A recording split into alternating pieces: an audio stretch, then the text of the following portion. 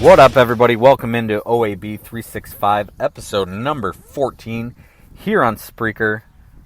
You can also find it on orangeandbrown365.com. I am your host, as always, the self-proclaimed Seatown sports guru, Jeremy Somerville, and it is a gorgeous Thursday here in the city by the shores of Lake Erie, Cleveland, Ohio. Got a little bit of time today. Haven't done this on Spreaker in a while. Been doing a lot of Facebook Live. Check out the Facebook page, facebook.com/OAB365. Check out the site, orangeandbrown365.com. Follow me on Twitter at SomervilleCLE, and if you got anything else to add, OAB365@gmail.com as far as email. Now, haven't done this in a while. Like I said, I've been doing the Facebook thing, and Facebook Live's been working out pretty well, getting a lot of views, and it's going well. I haven't talked to you guys on Spreaker or YouTube here. Remember, this is also available on YouTube at youtube.com/OAB365.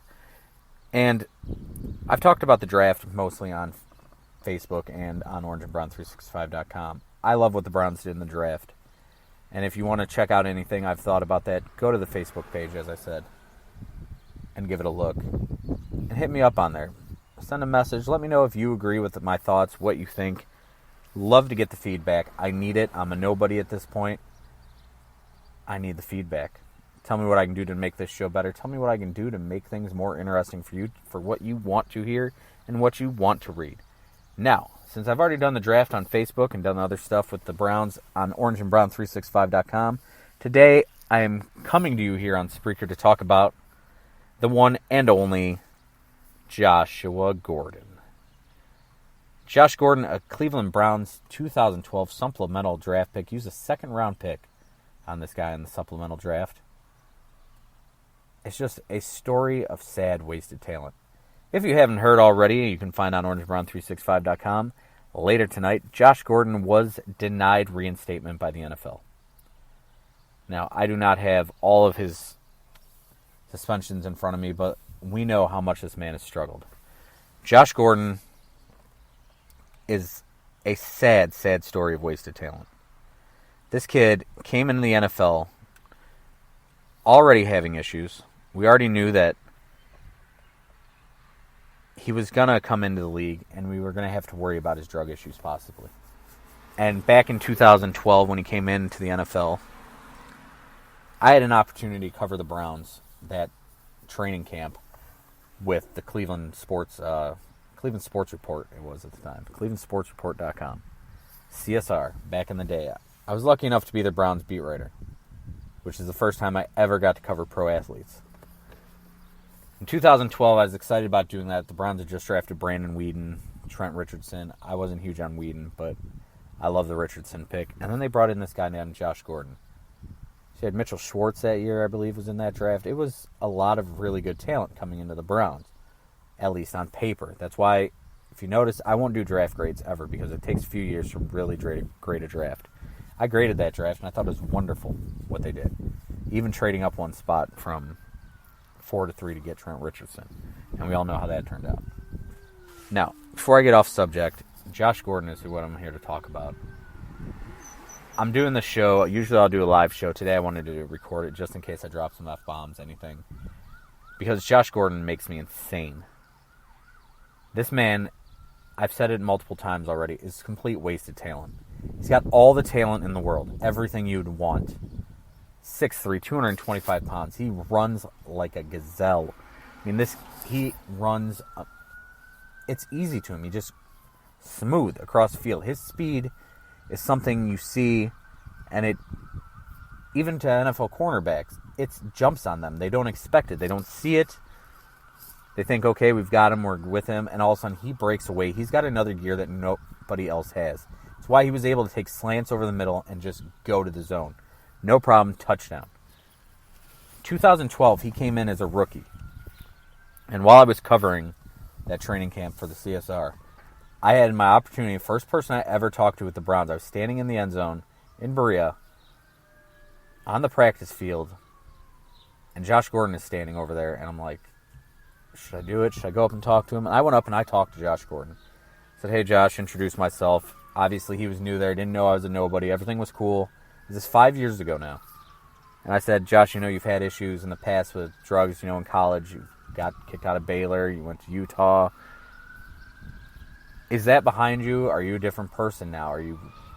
It's like, yeah, man, that was different. It was a different time.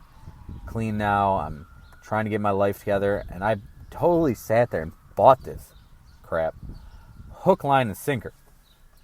Listen to everything he said. And I thought, all right, cool. This guy's going to be here. Like, this kid's different. I can see him practice. Wow, this is going to be exciting. The Browns actually might have something here. So, of course, Josh Gordon went all along. We find out he's going to get suspended come his season 2. He missed the first 2 games after getting 50 catches, 805 yards, and 5 touchdowns his rookie year.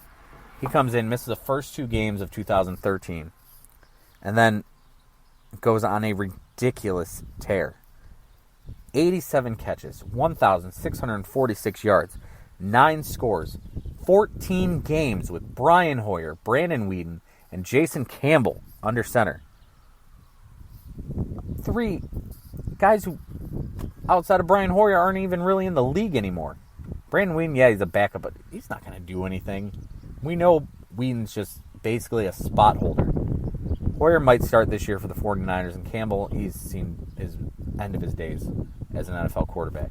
And at that time, we didn't expect anything more out of Weeden. We saw what he really was. You saw what he's going to be his first year, and you saw he was only getting worse his second year. We knew that was a busted pick. We knew that Trent Richardson had already gone. So out of that draft, you had Mitchell Schwartz, and you had, sitting there, Josh Gordon. Thinking, okay, we've got this kid. Look what he's done. Oh, my God, he's amazing. He was a first-team All-Pro. Him and Calvin Johnson. Not Julio, not Antonio Brown, not A.J. Green. Josh Gordon and Calvin Johnson. He's a Pro Bowler. And we're thinking, we finally got ourselves a superstar. Since that year, he's only played 1 game, or 1 season, where he's done anything. That was 2014. We've had the 2015 year, the 2016 year, and he hasn't played any games because he's been suspended. He came back last preseason. He was going to be suspended for the first 4 games of the year. We knew that. And then come September 29th of last season, he's reinstated, ready to go, and he decides the day before he's ready to come out and be part of a team again, he's going to check himself into inpatient rehab. Cool. You want to do that, you want to get your life better, I'm totally down for that. But has he actually gotten any better? Wasted talent. I say it so much when I talk about him. Absolute wasted talent. 6'3", 225 pounds, and runs smooth as silk. Like nothing. Good hands. He can leap. He's got everything you would want from an NFL wide receiver. From a wide receiver at any point. God-given ability. And he's wasted it. Every ounce of that talent has been absolutely wasted because he wants to keep making terribly stupid damn decisions. And it drives me crazy because I played sports my entire life. And I am a short, fat, white dude. And yeah, I'm fatter than I was in school when I played sports, but I was still chubby then. I had terrible knees. I had a knee disease. Ate away my tissue and my ligaments. And I was bone on bone when I was running. You can hear clinks when I run. I would kill to have that kind of talent. I worked my ass off to be decent. Every day I tried to get better. I'd be in the backyard taking ground balls from my dad, hitting me. My dad would hit stuff at me from 20 feet away just to work on my reflexes.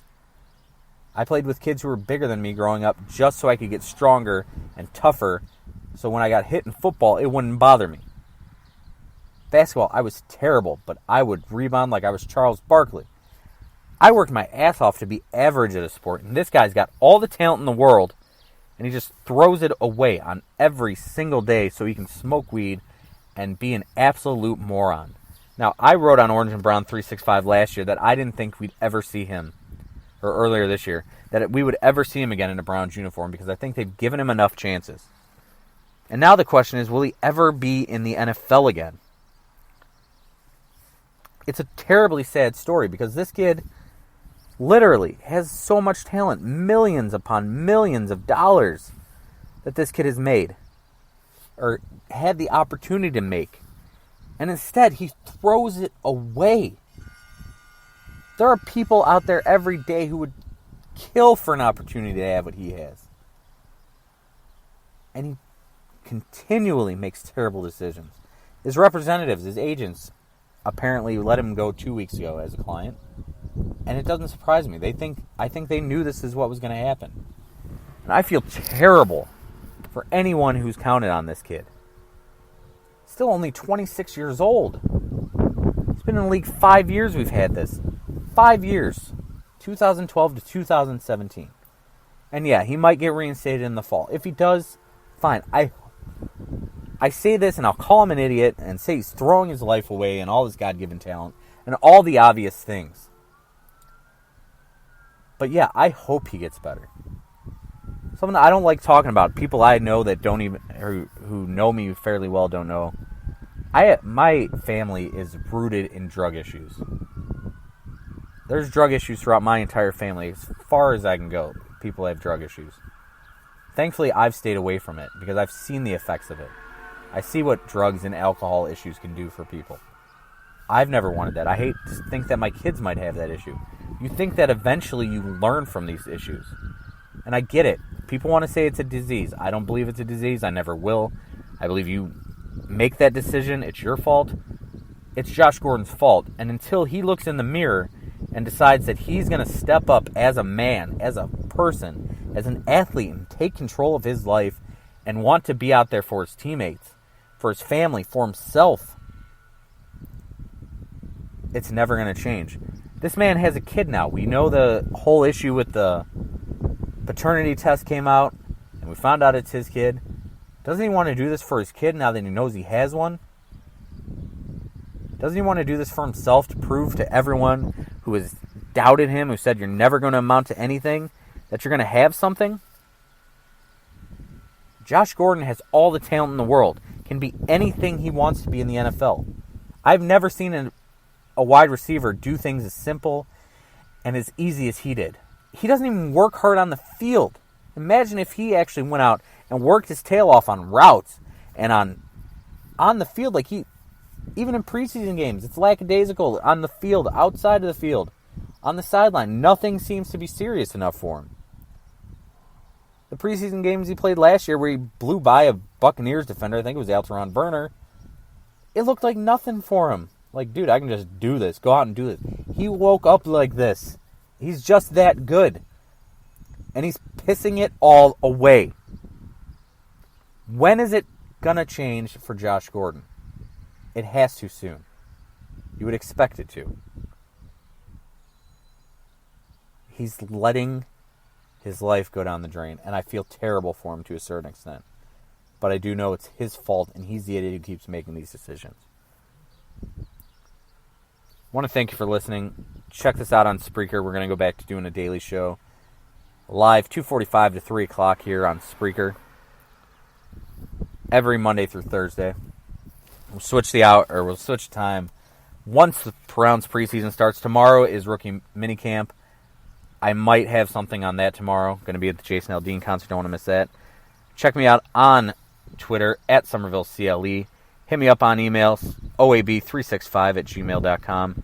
And don't forget to check out the website, orangeandbrown365. I want to thank you for listening. And remember, as always, if you live the life you love, you'll love the life you live. Good night, kids.